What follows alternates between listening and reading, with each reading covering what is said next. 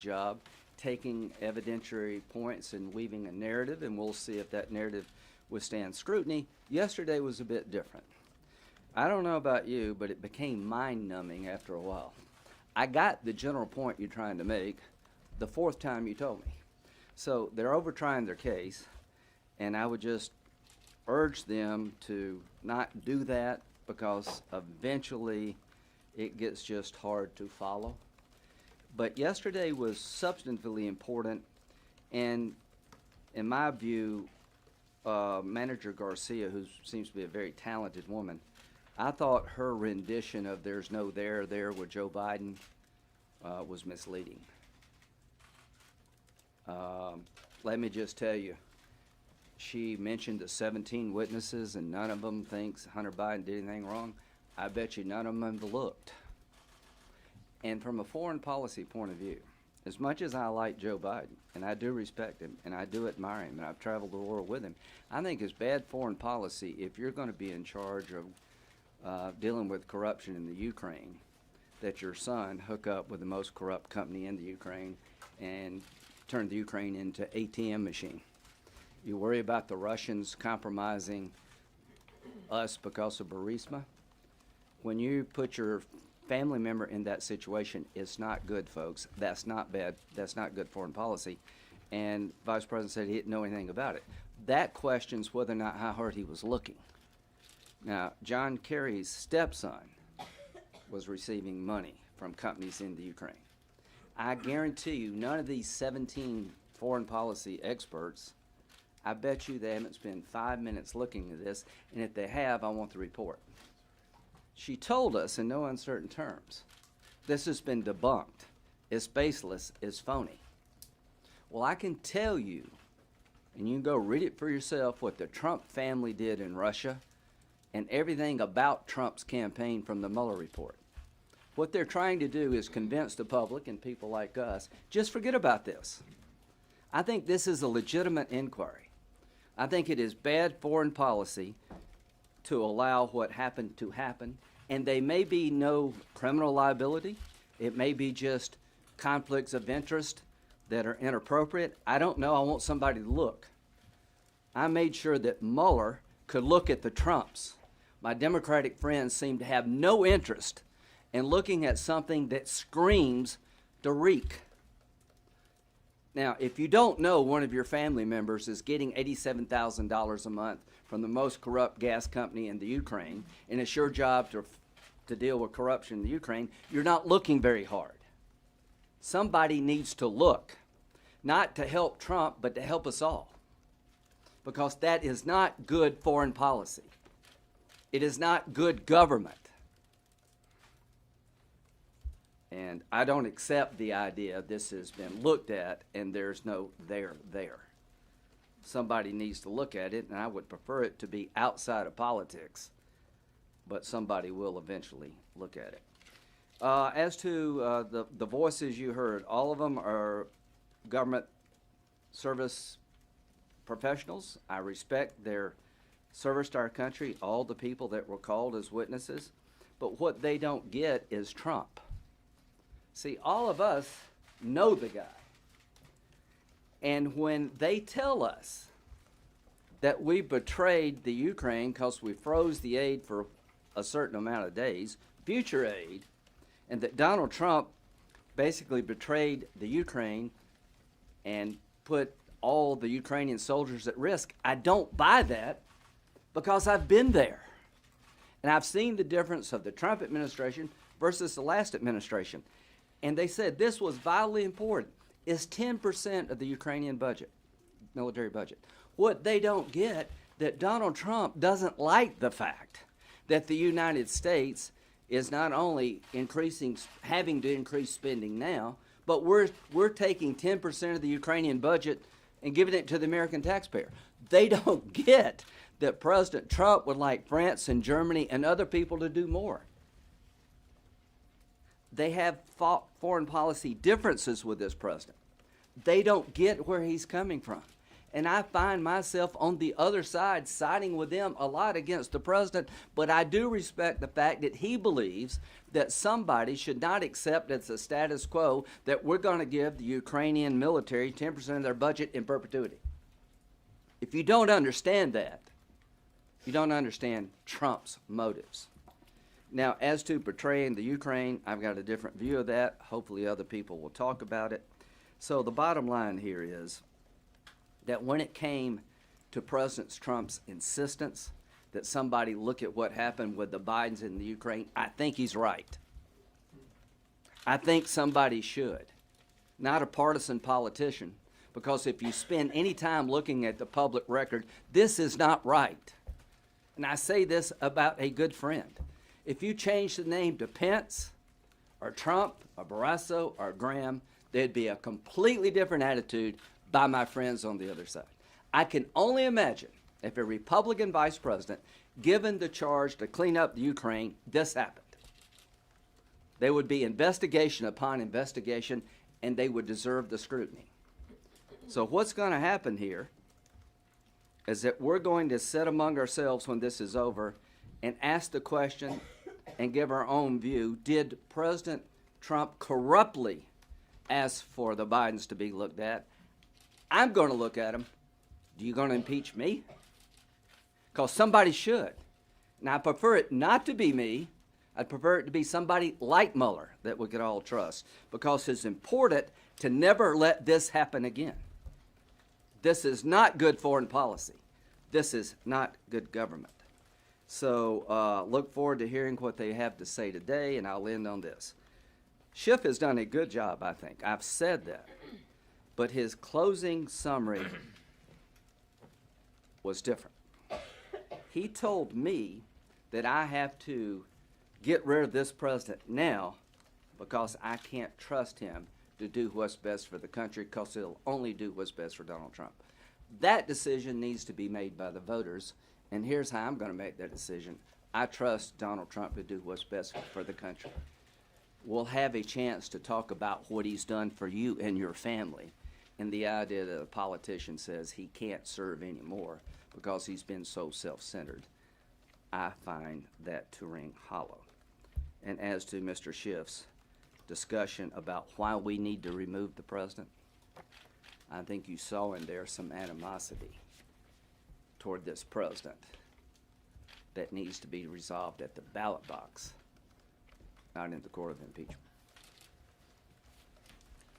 Well, before getting to the issue of the trial, which we're engaged in the Senate right now, let me just, as a doctor, take a couple of seconds to talk about the Wuhan virus and the concerns that have spread around the country, as there have been 2 documented cases now in the United States. We've just had a bipartisan briefing from the National Institute of Health and from experts in this policy area. What we know is that they've shut down the airport and restricted the area where the virus was first identified. And as a doctor, what you want to do is identify, diagnose, contain, and prevent additional spread. You want to do that by limiting the number of people that are coming to the United States who may be at risk of bringing that disease. And in a number of airports, they're doing checks on that because one of the first symptoms is fever. What we know of the people that are here already that have been diagnosed is that they have been to that region, and it sounds like the incubation time could be up to 14 days. So in terms of what we would do, since they're the symptoms of the flu, and there's a lot of flu going around, this is a virus that is a respiratory transmitted virus. Coughing, sneezing are ways that it's transmitted. Certainly, you want to cover yourself if you're doing any of those things. If you have a Additionally, wash your hands. If you're sick, stay home. If your kids are sick, don't send them to school, because we certainly don't want transmission from person to person to person. This is an evolving disease and virus similar to the SARS virus that we've had previously, and I just ask people to take the appropriate precautions. Now, with regard to the impeachment and Adam Schiff's closing argument last night about President Trump not doing what's best for the American people, only doing what's best for him. Since he's come to office, we have 7 million new jobs in America. Yesterday, the new numbers came out on consumer confidence, the highest they've been in this country in 20 years. The amount of wages have gone up. people better jobs, better opportunities, the country is much better. And I would say let the voters decide. What we've heard from Adam Schiff is he doesn't trust the voters. He didn't trust them in 2016 and doesn't trust them in 2020, which is why he doesn't want to just eliminate and remove President Trump from office. He also wants to remove him from the ballot in 2020. And you're going to ask 4 Democrat senators who are still running for president to vote on that. To me, that is a conflict of interest on their parts. With regard to the trial, and Lindsey talked about what we have heard so far, Lindsey was one of the managers back in the Clinton impeachment trial. They were given 24 hours. They used fewer hours than the Democrats have used up till today. And now they're going to go with another full day of arguments about this. It seems to me their case is weaker today than it was yesterday. They're so little brought out that kind of every hour and a half bring out the same thing. They've rushed it through the House, and now they say we want witnesses because we didn't have time in the House. We're going to, after the president's defense gets to present their case tomorrow and then Monday and Tuesday, we're going to have 16 hours for questioning. And then we're going to have a vote in the Senate. Do we need more information, or have we heard enough so we can go to final judgment? We have heard plenty. The Senate, the managers for the Democrats have said there's overwhelming evidence. There's a mountain of evidence. They said it's rock solid evidence. They shouldn't need any more information to make a final decision. Now we're happy to take your questions. Senator Graham? Senator Graham. Senator Graham, sir. You'll be next. Sir, regarding the foreign policy interest you spoke of earlier, what legitimate foreign policy interest could be served by having the president of Ukraine go on CNN and announce an investigation into one of the president's political rivals without any follow-up requirement that he conduct that investigation? So what's the legitimate Here's interest what of I the think. announcement, sir? Here's what I don't buy. That if you're running if you're former vice president and you were in charge of the Ukraine, nobody can ask you about what you did because you're running for president in 2020. What Trump is frustrated with, including me, is that nobody in your business has spent 15 minutes telling us about what Hunter Biden did and is it good foreign policy. He's frustrated because he believes there's a double standard. So here's what I think is good foreign policy. For him today to keep insisting that we know what the vice president and his son did in the Ukraine, did he do it? Did Hunter Biden do it in such a way so that he's compromised? So I just don't buy the idea that it's wrong for the president to insist that the Ukrainians cooperate with us on an investigation. And I would say this, 3 Democratic senators, Leahy, Menendez, and Durbin, wrote a letter to the Ukrainian prosecutor general saying that if you don't cooperate with the Mueller investigation, if you do not assist Mueller to find out what Trump may have done regarding the 2016 election, then we may with... Respectfully, Senator, Yeah. I just want to confirm what you're saying. You're saying that it is okay for the president to ask that the president of a foreign country make an announcement about investigating an American who might be running against him because he thinks the media is unfair. So I think the president believes that there's a double standard. I think the president believes that he went through holy hell, and I believe the same thing. To balance it out? Yeah. So, no, what he wants to do is get to the truth. See, can you imagine if a Republican had done this? You need to ask yourselves this question. As an institution, as the media, as an institution, would you not have people on the ground wanting to know what Mike Pence's son did when he contacted the State Department the day they raided the Burisma's president's home? The president is frustrated, and I am frustrated that we live in a country where only one side gets looked at. And I am telling you now that I am going to look at this if nobody else does. And that doesn't make me a Russian agent. Senator Graham. Senator? You talked about the House managers over-trying the case. How much or how little do you think the president's lawyers need to do to make sure he gets acquitted? About the 4th time you tell me the same thing is twice too much. So here's what the president's lawyers, I think, should be doing if I were them. I would go to the argument very quickly, did Donald Trump betray the United States interests by withholding the aid for a period of time? Did he have a corrupt motive when he says somebody should look at the Bidens and what they did in the Ukraine today? He's not asking for the Ukrainians to investigate all of his political opponents. He's asking somebody to look at the former vice president who is chosen to run for president, who allowed his son to be a member of the most corrupt company in the Ukraine, receive $3 million, and expect nobody to ask questions about that. That's what he's asking for. I think that's bad foreign policy. I think if a Republican had done this, there would be no debate anywhere in the country that somebody should look at how did this happen, and if you didn't know your son was doing this, how seriously were you looking at corruption? So, Senator, wait, hang on. It sounds like you're suggesting that the White House attorneys should make the Bidens' I think history in Ukraine part of their defense of the president? Here's what I think. I think they should tear apart the narrative presented by the House managers. This has been debunked. I think they should make a compelling case based on the public record. There is something based on good government and good foreign policy to look at here, and urge us when this is over to look at it.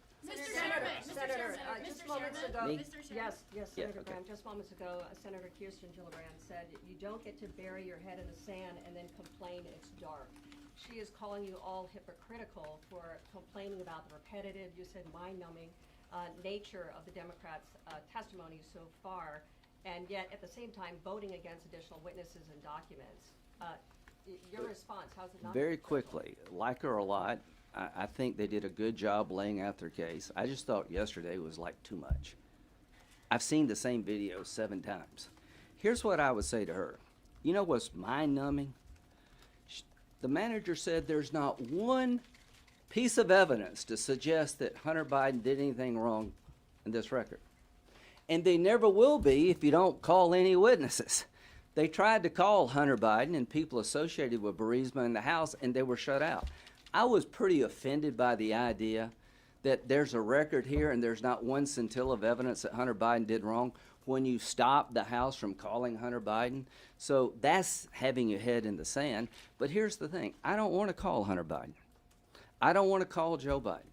I want somebody to look at that when this is done. I think I've got enough from the public record to believe that their assertion, there's no there falls short. I think I know enough about the Ukraine to believe that we didn't betray the country. I think I know enough about the president's worldview. He's still pissed that we give them 10% of their military budget. And this isn't only about the presidential race. This is about the United States Senate. If you take a listen to Chuck Schumer's statements, of putting the trial, putting it on the members of the United States Senate, this is about Susan Collins. This is about Tom Tillis. This is about Martha McSally. This is about Cory Gardner. Chuck Schumer has said as much. This is only part of it is about removing President Trump and taking his name off of the ballot. It is also about Chuck Schumer trying to make himself a majority leader of the United States Senate, and there's no way to deny it because he himself has confirmed it. Senator, the case that Democrats are trying to make is that there should be more witnesses and documents because new evidence has come out. Today there was a recording allegedly showing that President Trump was in favor of taking out the U.S. ambassador in the Ukraine, Ms. Yovanovitch. So can you respond to the idea that in a trial there has to be evidence and trial and witnesses and documents as they come to look and to have a fair trial? There will be new evidence every day. There will be something new that comes out every day. And the House has said, we're going to continue to investigate these things. House members have said, we may bring additional articles of impeachment. There's nothing to stop the House from continuing along that line. But when the House managers say the evidence is overwhelming, it's a rock-solid case, and a mountain of evidence, when they say all of those 3 things, I don't believe that there are any Democrats who need additional information to make a decision on how they're going to vote. And I can't imagine there are many Republicans in the same situation You're either. saying that the president is innocent, so Well, if he is so- innocent, why not bring those documents and witnesses? Number one, the president can fire any ambassador they want. I'll give you a lot of examples of where ambassadors have been removed because they lost the confidence of the president. But here's what I'd say about witnesses. I can't answer the phone anymore about why don't you call Hunter Biden. They refused to call him in the House. Back to your question, I don't think it is wrong for us to look at the Biden connection in the Ukraine. The $3 million taken and given to the vice president's son by the most corrupt company in the Ukraine. So the bottom line here is, if there are new witnesses to be called, you would have to start with the ones that were refused to be called to start with. How do you try this case, quite frankly, if you want more information and not have Hunter Biden come in and not ask Joe Biden, Mr. Vice President, how could you not know that your son was receiving $3 million from the most corrupt gas company in the Ukraine? And do you think that is good government and good foreign policy? The reason I'm going to say no to them, to people on my side, is this needs to end. They've had a opportunity to make their case, and I'll be judged by my verdict by the people of South Carolina. I'll answer your questions, how I vote the way I do. But I think I don't want to call John Bolton because they could have chosen to call him and they refused to. I'm not going to destroy executive privilege. I'm not going to let the House put me in this box of ignoring witnesses and asking me to call them and deny the president his day in court on executive privilege. And to my Republican friends, you may be upset about what happened in the Ukraine with the Bidens, but this is not the venue to litigate that. Senator Graham, if it's about We'll see you in a politics, couple not foreign days. We're gonna policy, do it why every didn't other you day. investigate the Biden Thank you. area? Will you be here Saturday? Tomorrow? Monday. So are you We're gonna coming be here, Saturday? we're gonna be here tomorrow. We just don't know what time. We're guessing maybe, the morning. So the defense will start tomorrow. Full day? That's the information I got. We'll find out more here at lunch. Thank you. Thank you.